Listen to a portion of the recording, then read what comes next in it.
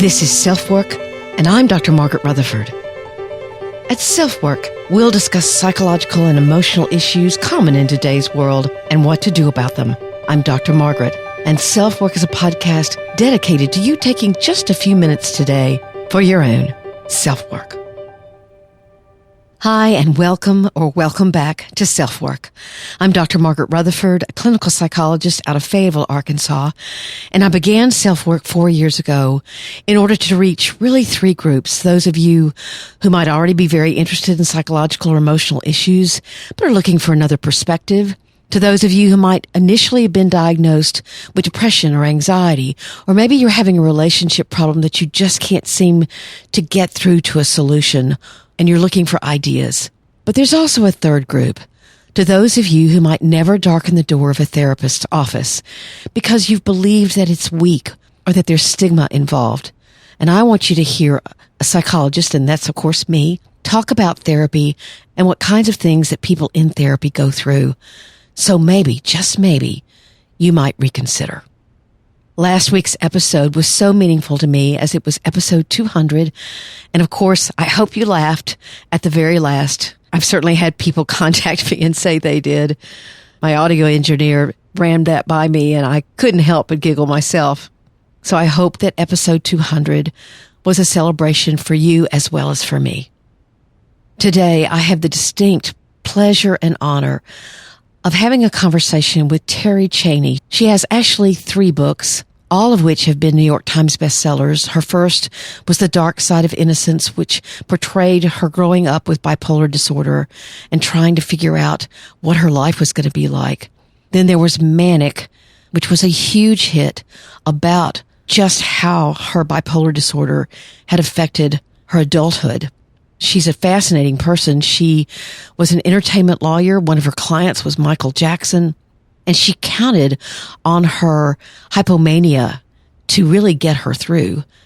But in this book, in her most recent book, Modern Madness, I don't think I've ever read a more revealing, transparent, painful, but also almost exhilarating kind of picture of bipolar disorder, how she loved being hypomanic, how she struggled with self-destructiveness that at the time she certainly didn't see as self-destructiveness. She's funny, she's eloquent, she's open, and I thoroughly enjoyed this conversation with her, and I learned a lot. I've been a therapist for 27 years, but the way she described having bipolar disorder taught me so much. So in this episode, sponsored again by BetterHelp, we're going to hear from Terri Cheney. But before we get to that, I would like you to listen to an offer from BetterHelp. It's very special just for you. When I was approached by BetterHelp now several months ago, COVID hadn't emerged.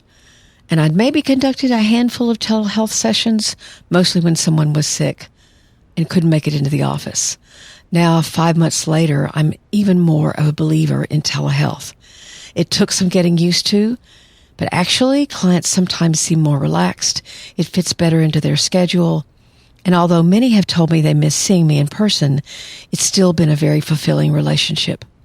I've even started new patients, and they've told me they had positive experiences, so we've never actually met in person. BetterHelp is rated the #1 online therapy service that's available to you wherever you live.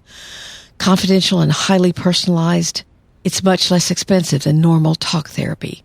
You can text, have video chats, or just talk on the phone.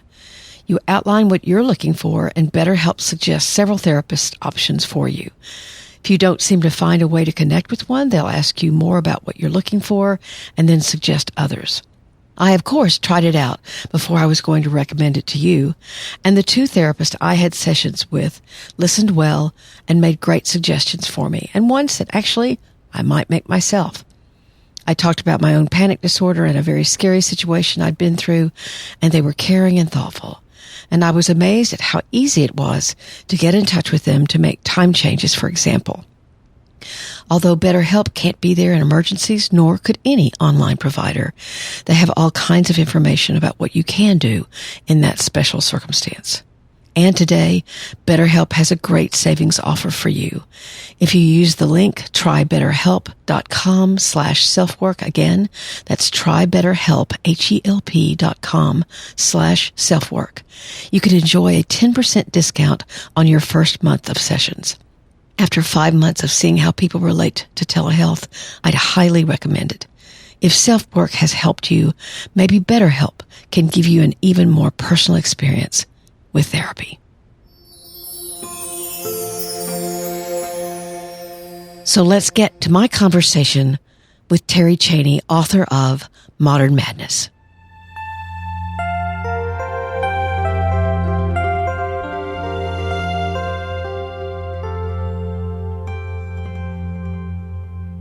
Terri, I want to thank you so much for being here today on SelfWork. I know my listeners are just getting accustomed to having guests back on the show, but they said so many great things about my discussion with John Moe, and I just was thrilled. I was going to say so excited, but I was thrilled when y'all reached out and said you would be willing to be on SelfWork. And welcome. Thank you for having me. Well, I want to talk, obviously, about Modern Madness. I've told you previous to starting this interview that I had read it cover to cover, and I could not put it down. I knew I had the weekend to read it, but I thought I'll read a little bit Saturday and a little bit Sunday. And my husband kept coming up and going, "Are you going to stay up here all day?" Wow. You finished it in 2 days? One day, actually. So while taking notes. So wow. I had one question that's kind of a process-oriented question, because when I started the book, I got a little confused and then I figured it out. I don't want it to surprise other readers.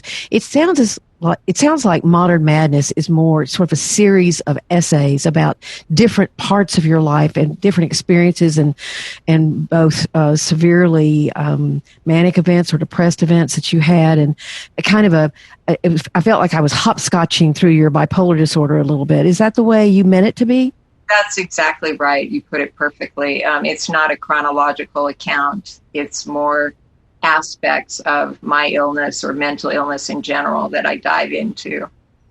Well, once I sort of got it, I thought, oh, this is what she's doing. And now if readers or listeners wanted to have a more autobiographical or what did you just use a great word, a sequential, yeah, there you go, sequential learning about your bipolar, which you've written 2 other books.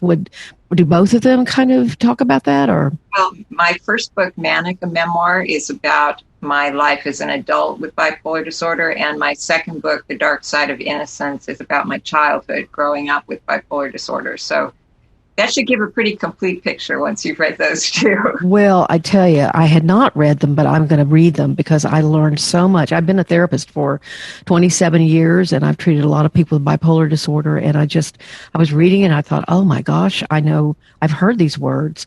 And yet you put them you were so transparent and so gritty that, sometimes people they really struggle to think, can I tell my reality? And even in the therapeutic relationship. So I want to thank you for that. Well, that was one of my goals, that healthcare providers might read this and get a sense of what it's really like inside a person's body or inside their mind. I wanted a visceral feeling to the book. So that sounds great that you had that response. You got it. You've made that happen. So I sat down and I took notes as I was reading, and from sort of a psychologist or therapist point of view.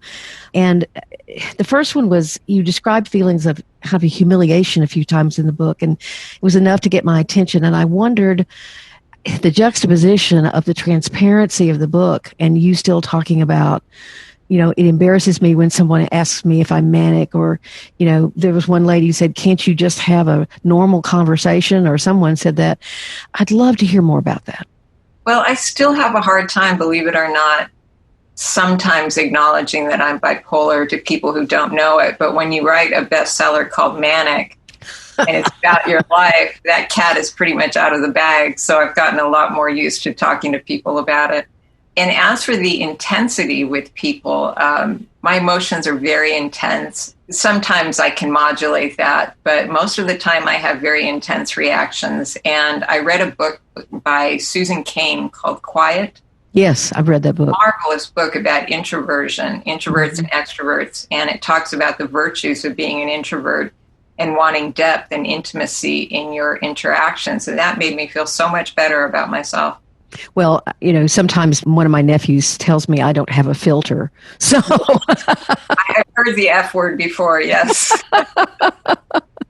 So basically that's more of a past thing that you have felt, the humiliation or the feeling self-conscious about it. Now you don't feel it, but that's probably very normal.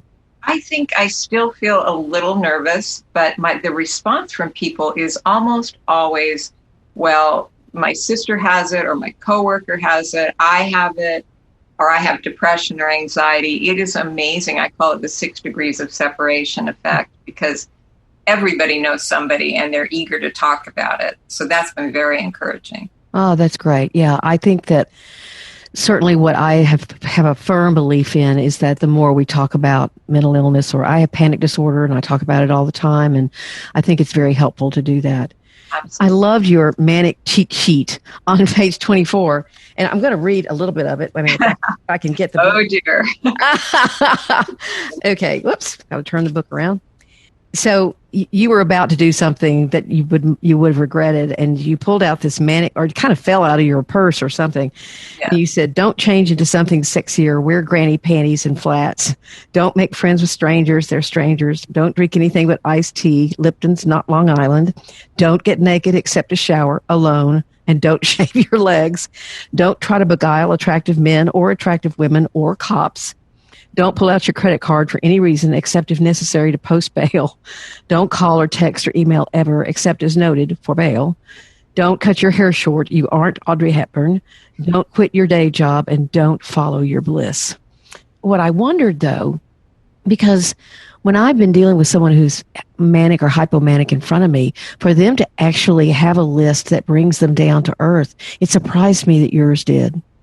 Well, that list was obviously not written when I was manic. It was written afterwards, after consequences, right. After consequences of being manic and losing my judgment and acting recklessly with men, or spending all my money, which is a very common thing in mania, and certainly I've done that. But the advantage of having my manic cheat sheet that I do still carry around with me is that it reminds me that I do get manic, because there's a point in my mood cycle where I tend to forget that very, very salient fact. And I don't realize that I might be putting myself in danger. So that's the point of having that. And it's taken a lot of time to have the awareness of the illness so that I can sort of separate myself from it a little bit. I've never, as a therapeutic technique, I've never had anybody write out something that concrete and tangible. I think that's absolutely wonderful. I'm going to incorporate it into my own work. I should write one for depression as well. Yeah. I haven't done that yet, but I should. So let's talk a little about when you've been suicidal. You very, very poignantly talked about that you were actively suicidal. You had bought a gun, but you weren't able to legally bring it home. And you said something very similar to what John Moe said. You said your therapist called you every hour because he or she was working, and that just explain what happened. I mean, how do you think about that now? Well, I went to buy a pearl-handled pistol in Beverly Hills, and there was a short waiting period. And that day that I was supposed to pick it up, or I believe it was the next day I was supposed to pick it up, my therapist knew I was feeling suicidal, but he didn't know about the gun. And he kept calling me and calling me and calling me after every patient. And it just made me realize that if I were to hurt myself, I would be hurting a lot more than myself. I would be hurting him. I'd be hurting everyone who loved me.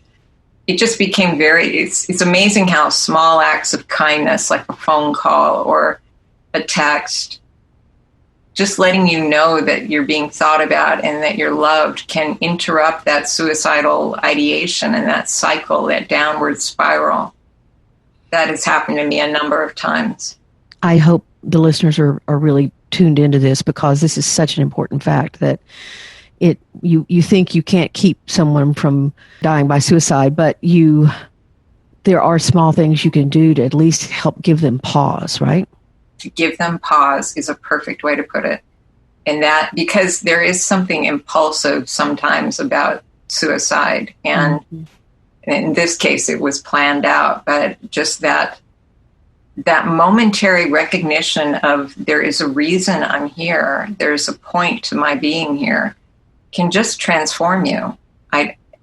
It can be a very small act. It can just be somebody smiling at you on the street sometimes, and you realize that life is not quite as bleak as you thought it was. Mm-hmm. You explain this in the book, but why don't you tell the listeners what you were doing during these years of bipolar disorder? I was a successful entertainment lawyer. I practiced for about 16 years, and I had clients like Michael Jackson and Quincy Jones and the major motion picture studios.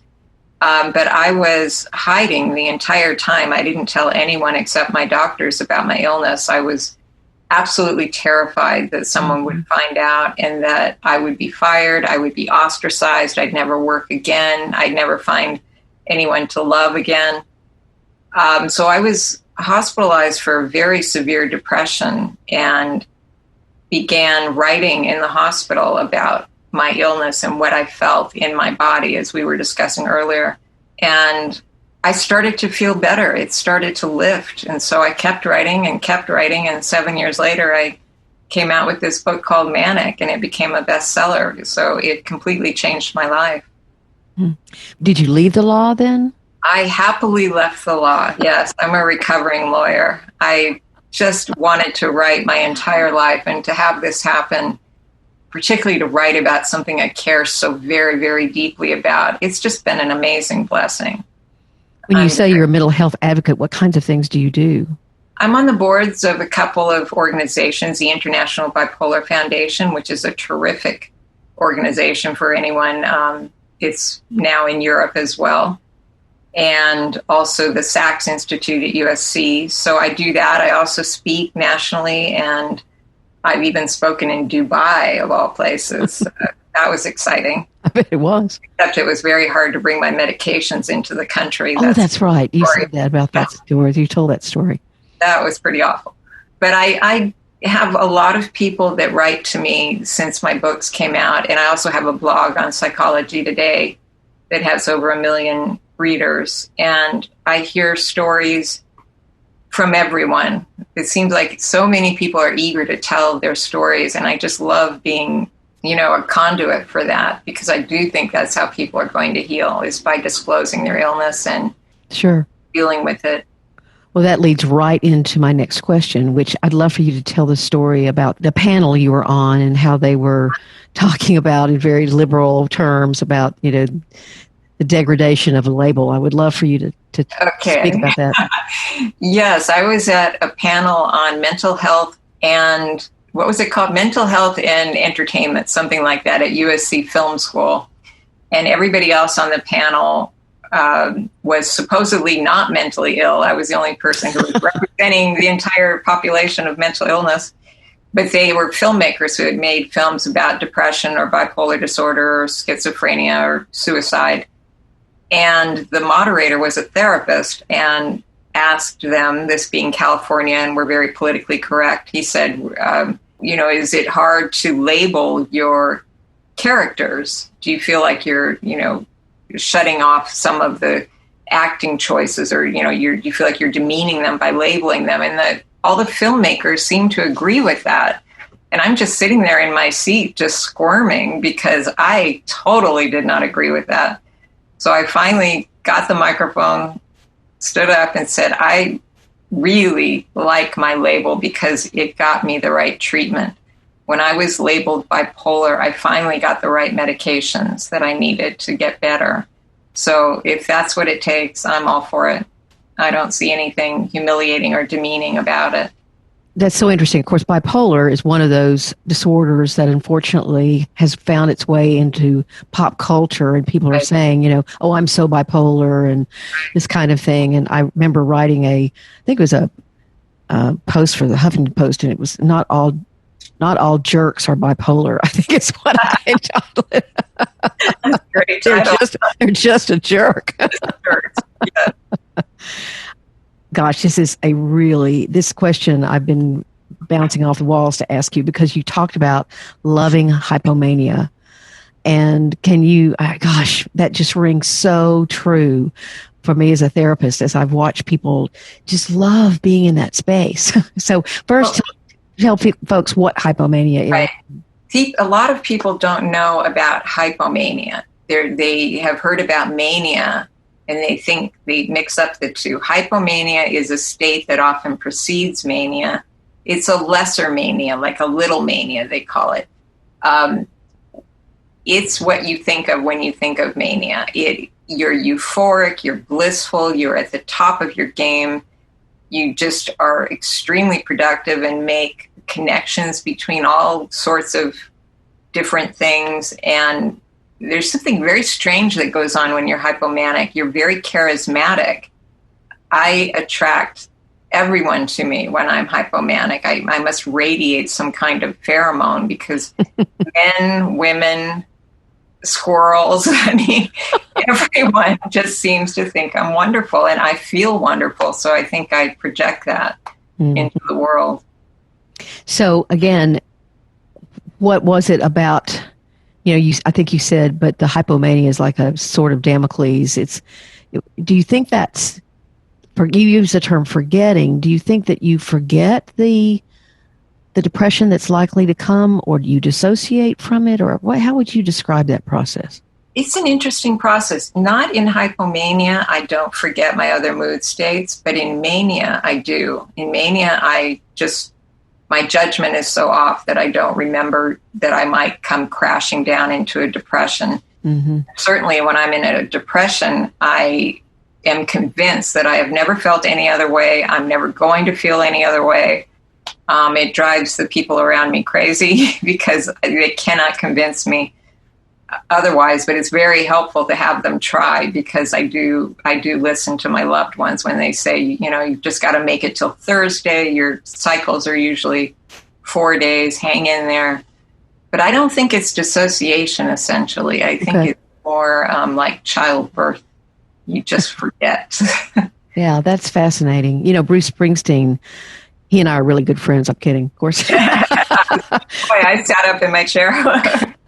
In an article, he wrote that he has counted on his wife so much to let him know when his depression was getting out of hand. And he goes, I don't know what would have happened if I didn't trust her voice. So that's really important, I think. Family and friends can make a huge difference. I have a sort of a cause, if I can go into that. Sure, please do. It's 5 words, and it's just 5 little words. Tell me where it hurts. I wrote about that in the book. Mm-hmm. And I think if family and friends say that to someone who's depressed, as opposed to giving them advice, telling them to eat more blueberries, go exercise, get a good night's sleep. I mean, when you're depressed, you've tried everything, and it's not a matter of choice.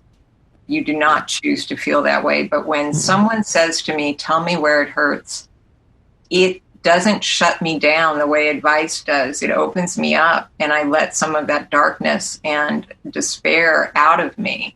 It can be very hard to listen because a depressed person can see the world in very bleak terms. But if you love them and you really want to help, I think those 5 words, tell me where it hurts, can really do it. I've called depression like an implosion of the self. Oh, that's wonderful. I think that's just all that energy caves inward, and it's just very hard to even connect with anything outside of that. It's a chilling image. I like that. Thank you. Yeah, well, you're welcome. But you know what you just said a few minutes ago about hypomania, that you can feel, you can realize that there's another feeling state that you have. And I'm glad to hear you say that, because that fits in more with my experience of what many people call bipolar 2, which is hypomania and then cycling into depression. It's not full-blown mania. And what people have told me is that with that disorder, that they do get a sense of recognizing both the ceiling and the floor. Right. That they're drifting somewhere in between that, but they never forget about the floor, nor they forget about the ceiling. And I thought, the way I read your book, I thought for you that didn't happen with the hypomania. So I'm glad to hear you say that. Yeah, hypomania is definitely different than mania. Okay. You have much more of your brain intact, I think. It's just your judgment is still intact. Mm-hmm. Which for you is more prevalent, or has been more prevalent? Fortunately, I've had more hypomanic episodes than I've had full-blown manic. But mostly I get depressed, which really is not fun. And I wish it was the other way around, but it's not. But I'm what they call a rapid cycler. So I go very quickly in between moods. And even in the course of a day, I can shift moods. Well, let's talk about rapid cycling then, because a lot of people are not going to understand what you mean. Well, bipolar disorder is a disease of shifting moods, or an illness of shifting moods. And when you're a rapid cycler, you can cycle very quickly. There's actually something called ultra-radian rapid cycling, and that means you can shift moods in the course of a day. I can be very ecstatic, or I can be very down, or I can be very sexy, or I can be very removed. It's hard to keep track of me when that happens. And it's fortunate in some ways because my cycles are generally 4 days of depression followed by 4 days of mania, 4 days of hypomania. It sort of cycles that way. But for so many people I know, their manias or depressions last for months, and I simply can't imagine how hard that must be. The only problem with being a rapid cycler really for me is that it's very hard to treat because you're chasing moods like a comet's tail. It's going so quickly. Yeah, I've had some rapid cyclers, and it's much more puzzling and complex to try to help them, one, understand what's going on with their own minds, and then try to come up with some behavioral strategies to help. Well, it's hard for the other people in your life, too, because, what do you believe? I feel like the girl who cried wolf. Am I ecstatic, as I was saying, or am I, really suicidal? I mean, what do you believe? That's fascinating. I hadn't thought about that. And it's like a kaleidoscope, I guess. Yes, it is a kaleidoscope. Yes. So you've also published this book at a time when certainly our country is facing all kinds of struggle with systemic racism. And you talk a lot in the book about how you were so lucky to be a white woman, middle-aged woman who was seeking medications for these things and treatment. And can you speak a little bit about, I'm sure being on these boards and being a speaker, you're hearing a lot from people of color and other minorities.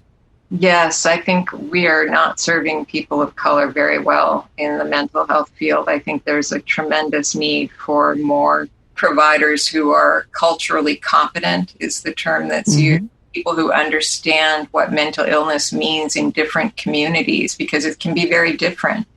Even though I'm a middle-class white woman in America, I still face difficulty getting insurance for my doctors, and my medications are just unbelievably expensive.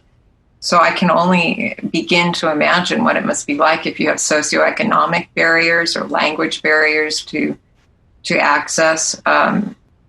There's a terrible statistic that I learned. I don't know if it's in the book, but when I was researching, I learned that over the past 15 years, the suicide rate among young Black women has risen 182%. Wow. And that's you're not mishearing me, 182%. My gosh. It's a national trauma, a national tragedy. Well, I know that's certainly far exceeding what's the national average. I mean, far exceeding. Well, you wouldn't believe some statistics on suicide in America. Another person dies every 40 seconds. That I know.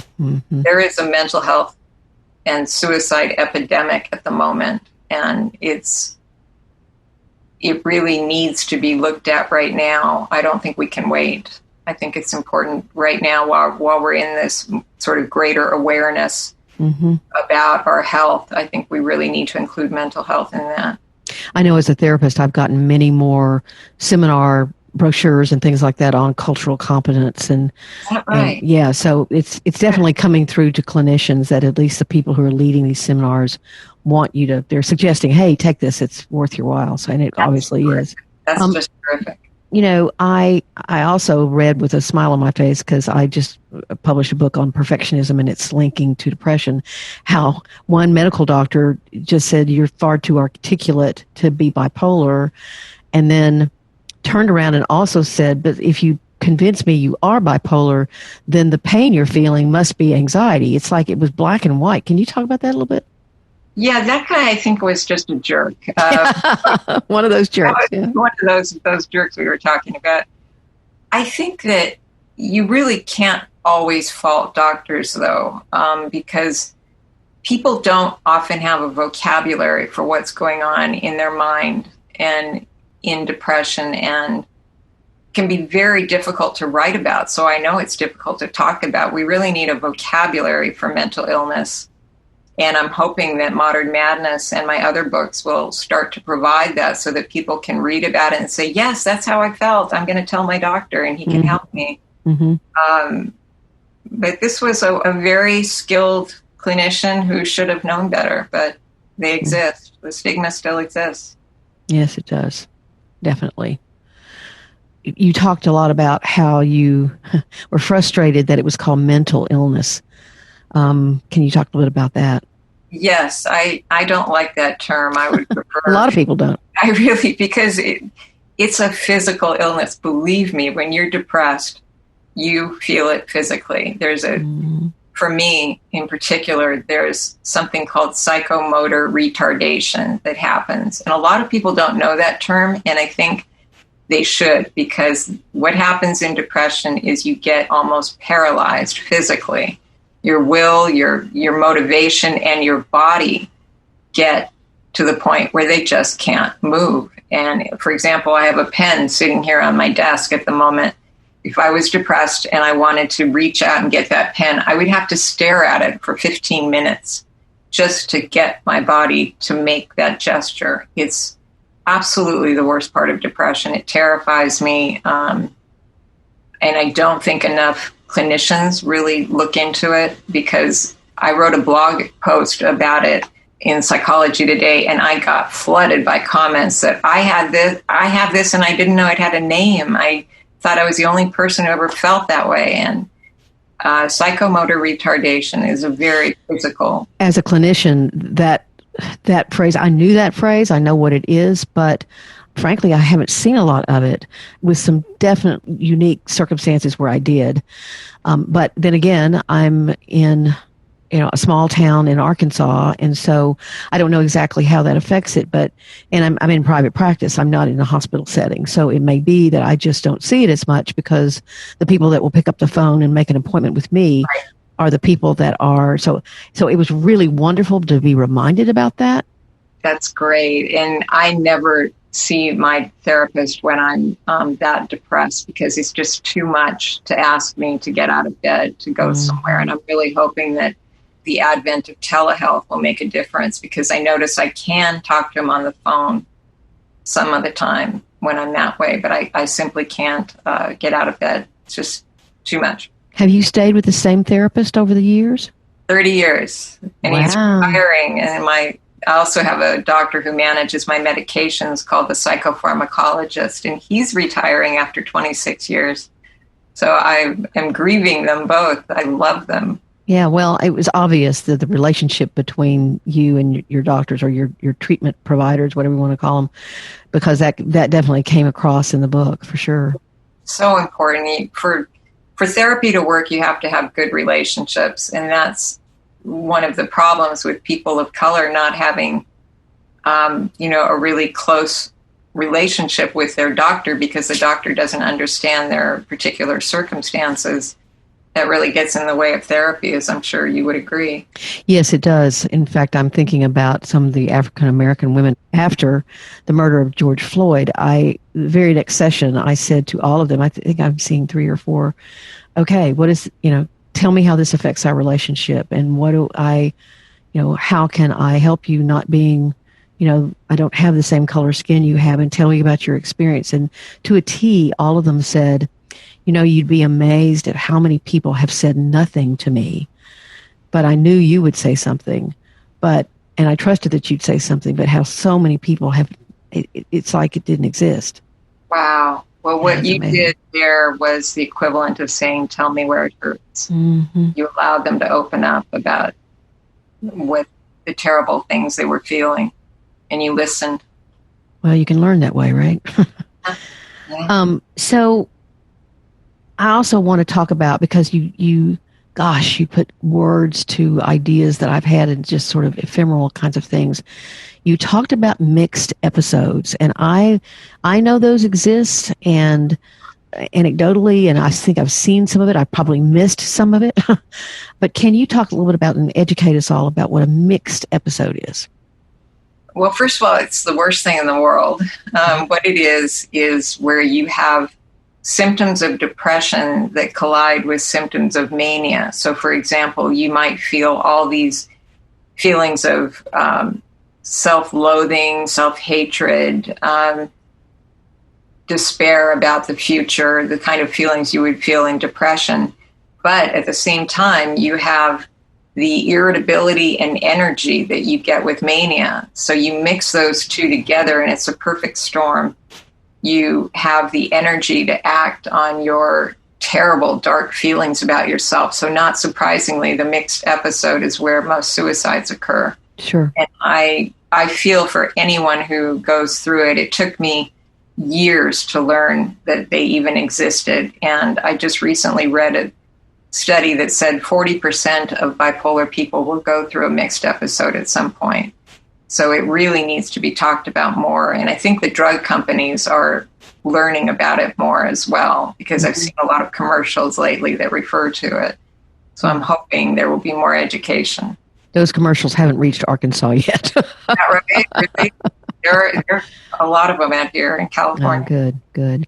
So do you have any personal theories, or do you know of research that you respect that will talk about this, the etiology of bipolar disorder, where it comes from, what quote unquote creates it? Yeah, we're all still looking at that. I think when I was first diagnosed, I was thrilled by the theory that there's a chemical imbalance in the brain, that you weren't getting enough of certain neurotransmitters like serotonin or dopamine. I loved that because it made me feel like it wasn't my fault. Mm-hmm. There was a physical explanation for it. That's being called into question a little bit these days, but I think it's still the prevailing theory. But there's now research about inflammation and how that contributes to especially depression, inflammation in the body. And that to me is very exciting. I think any explanation that is body specific and that has, we're always searching for the biomarker that will show that someone has bipolar disorder, that's bound to lower stigma, because then it won't be all in your head anymore. You can actually point to a test and say, aha. What have you done with your anger about being mentally ill, or psychoneuroimmunologically ill is what you would say in the book? Thank you for that. I am not as angry as you might think. Of course, I'm not depressed as we're talking. Sorry, I'm not depressed, so I don't feel the same kind of anger I feel when I'm depressed. Should have turned that off. That's all right. I feel more sadness about it, but I also feel a sense of gratitude as well, which is really maybe sounds surprising, but there are a lot of good things that come along with bipolar disorder. There's definitely enhanced creativity. There's no question about that. There's a high correlation with intelligence. And I know from my own circumstances, I've become so much more empathetic toward people who are suffering by going through what I've gone through. I was not trained to be empathetic and humble as an entertainment lawyer. No, I don't imagine so. No, quite the opposite. So it's a softer and lovelier place to be empathetic and aware of suffering. Have you had children along the way, or no? No, I chose not to have children because, first of all, I was working so hard. But second, I was struggling so much with my bipolar disorder at the time I was thinking about kids. I just didn't want to pass that along. And it is a genetic disease. That was my own very selfish decision in some ways, but I certainly would encourage any woman who's bipolar who wants to have children to go ahead. I think that was just a very personal decision based on who I was with at the time. Well, yes. I mean, it sounds like it's got all kinds of contexts that we'd have to have another 3-hour interview to understand. Yes. So how did writing the books begin to change you at all? Do you feel like you have, I mean, obviously it led you to be a mental health advocate, which is quite a meaningful career for you now. Right. But I wonder if you have more compassion for yourself, you have more compassion for others, but you use the term self-stigma in the book. Yes. I said, is that like shame or what is that? So I wondered how this whole thing has caused you to feel about yourself. Well, I think self-stigma for me is, I consider it a poisonous type of doubt about yourself and whether you're worthy of sympathy or empathy for your mental illness. Okay. Whether you're worthy of compassion. I'm fascinated by the book that you say you wrote, and I'm going to get it when we finish this interview, because I often wonder, can I really be bipolar if I'm high functioning? You know, how can this be true? Am I lying? Am I pretending to get attention? Why should anyone believe me? Then, of course, I get depressed and I realize it's all very real. But I think I'm just hurting myself by thinking that way. It is self-stigma. And I've finally come to realize that self-compassion is essential to living with any chronic illness, whether it's mental or physical. It's been one of the best lessons I've learned in therapy, is to have some compassion for myself. You know, I would like to end the interview if we can. By the way, why don't you say something about the virtual reading you're going to have? Oh, yes, thank you. There is a bookstore in Pasadena called Romans, V as in Victory, ROMANS. And on October 6th, I believe at 6 p.m., they will be hosting a virtual reading. So anyone can go to romans.com, and now it can be open to the entire world, I guess. One of the few benefits of the strange times we're in. So what I wanted to come back around to, if you don't mind, is this tell me where it hurts. What are some ways that you think people could say that who might shy away a little bit from what I'm trying to differentiate in my own mind are those people that depression scares them so much, mental illness scares them so much, that they don't even know if they have the capacity to listen. And when you say, tell me where it hurts, that suggests the belief that they do have the capacity to listen. So that's correct. It does assume that someone wants to know what's really going on.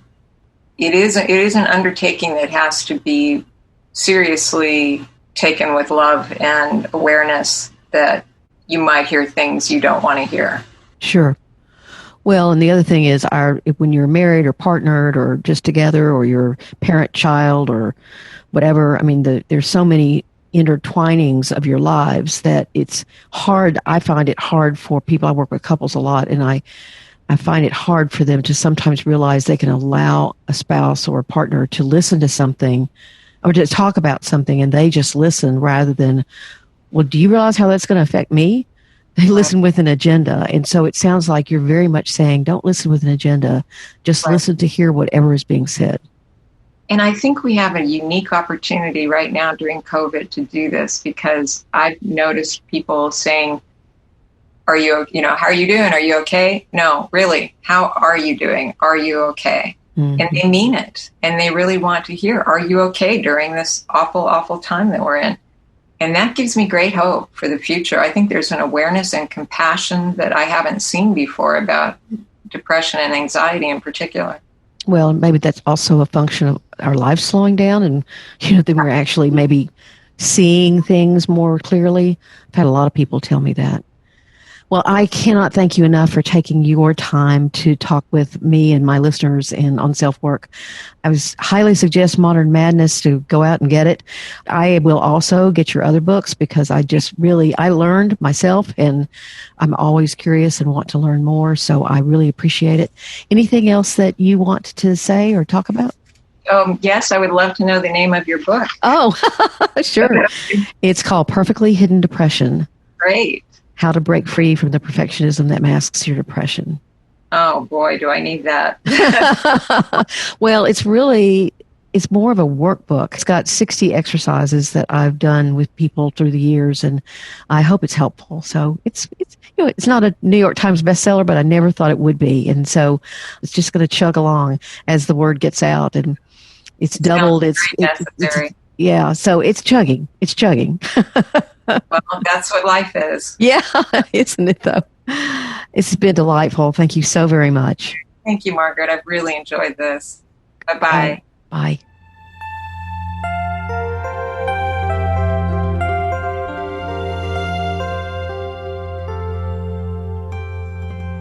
I hope you enjoyed that and learned from it as much as I did. I will tell you that Terri got back with me personally, not through her publicist, and told me how much she'd enjoyed it, because I think I took the time to ask her questions that not many people have asked, and to delve into exactly the depth of what she was talking about in her book. These conversations, the one I had a few weeks ago and this one with Terri Cheney, I'm going to continue, and I'm going to be asking questions that aren't just the pat questions that all the other interviews ask her. I'm going to ask the questions that I think you want answers to, and that as a therapist and psychologist, I'm most interested in finding out, as I take the lead from the author about what they're willing to reveal and what might still need to be private. But so much about mental illness is kept secret. I believe that here on SelfWork, we need to understand what's really going on with people who are depressed or anxious or have bipolar disorder. There's lots of ways of reaching out to me. My website is drmargaretrutherford.com. And one of the things that I want to remind you of is a lot of times I get emails asking me questions, and I realize, I've done a podcast on that. So if you're curious, you can always go to my website, drmargaretrutherford.com, and there's a little search icon at the far right. And you can just hit that and then write affair or borderline mother or whatever your question is about. And you might just find the answer there. You can also subscribe there, and you'll get my weekly newsletter, which is a wonderful way to keep up with everything, a very easy way. You'll also get my weekly blog post as well as this podcast and a little news about what's coming up. But that's it, a weekly newsletter, I promise. My own book, Perfectly Hidden Depression, How to Break Free from the Perfectionism That Masks Your Depression, is available everywhere books are sold, Amazon, Barnes & Noble. But, these days you might really want to go to your local bookstore and buy a copy there. Our local economies are suffering, so that would help. The book is really more of a workbook, as it has 62 exercises in it, and it leads you through a very careful and guided journey to try to address whatever kind of perfectionistic tendencies you have, or just looking at your childhood and deciding, what rules do I want to keep that I'm following, or what rules do I not? And also things like developing an emotional trauma timeline. So I think the book can be helpful in many ways. Please feel free to join me at my Facebook group at facebook.com/group/selfwork. I'm over on Instagram as well. At my Facebook is Dr. Margaret Rutherford. And of course, you can always find me here at SelfWork. Thank you for being here. Take very good care, and please stay safe and mentally healthy. I'm Dr. Margaret, and this has been SelfWork.